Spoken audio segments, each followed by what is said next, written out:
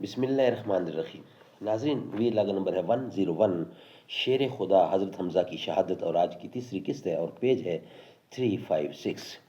ناظرین، ہم آپ کے سامنے رکھ رہے ہیں غزوہ احد، انتقامی جنگ کے لیے قریش کی تیاریاں۔ ناظرین، یہ کتاب جس سے یہ بیان ہم آپ کے سامنے رکھ رہے ہیں، اس کتاب کا نام ہے، اس کتاب کا ہیڈنگ ہے، اس کتاب کا ٹائٹل ہے الرحیق المختوم، سیرت النبی صلی اللہ علیہ وآلہ وسلم پر دنیا بھر میں اول انعام یافتہ کتاب ہے، اور رائٹر اس کتاب کے مولانا صفی الرحمان مبارک پوری۔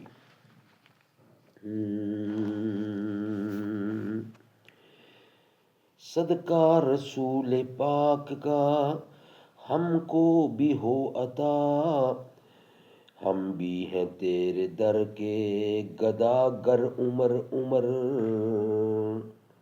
ٹکتا نہیں تھا آپ کے آگے کبھی کوئی، کیا خوب تھا وہ آپ کا تیور عمر عمر، اہل نظر کے آپ ہیں رہبر عمر عمر، اہل سنن کے آپ ہیں دل بھر عمر عمر۔ شیر خدا حضرت حمزہ کی شہادت، یہ ہیڈنگ ہے۔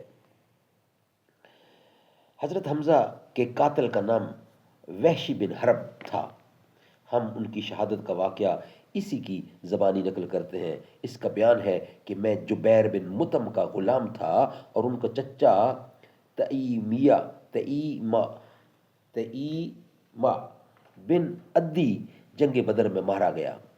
جب قریش جنگ احد پر روانہ ہونے لگے تو جبیر بن مطعم نے مجھ سے کہا، اگر تم محمد کے چچا حمزہ کو میرے چچا کے بدلے قتل کر دو تو تم آزاد ہو۔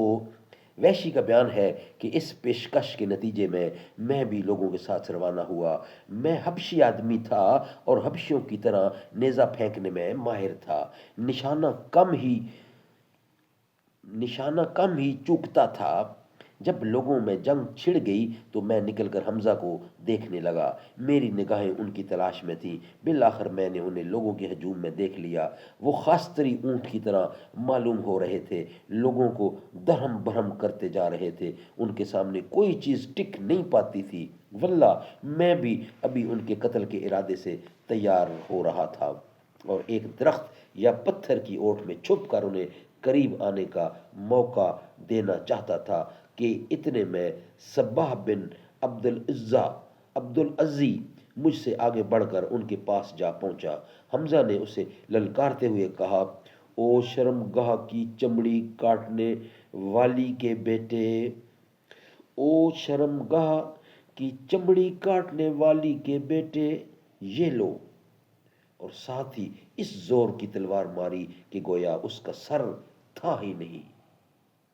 وحشی کا بیان ہے کہ اس کے ساتھ ہی میں نے اپنا نیزہ تولا، اور جب میری مرضی کے مطابق ہو گیا تو ان کی طرف اچھال دیا۔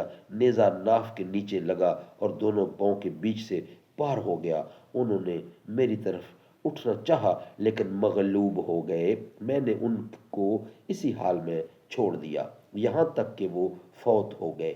اس کے بعد میں نے ان کے پاس جا کر اپنا نیزہ نکال لیا اور لشکر میں واپس جا کر بیٹھ گیا۔ میرا کام ختم ہو چکا تھا، مجھے اس کے سوا کسی اور سے سروکار نہ تھا۔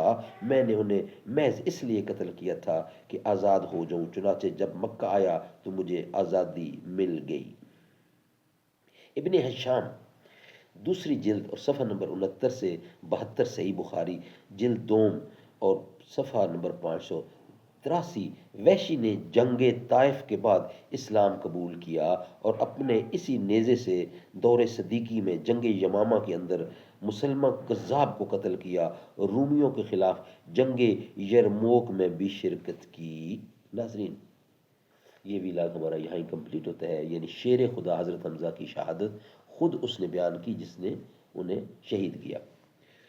مدینہ ہے جہاں پر سید ابرار رہتے ہیں، دل مضطر ٹھہر جا یہاں تیرے غم خوار رہتے ہیں، مدینہ ٹھہرنے والے ادب ملحوظ خاطر رکھ، یہاں پر سب جہانوں کے بڑے سرکار رہتے ہیں، وہاں کا روضہ انور بڑی ہی شان والا ہے، وہاں کا روضہ انور بڑی ہی شان والا ہے، جہاں پر آقا مدنی کے دونوں یار رہتے ہیں۔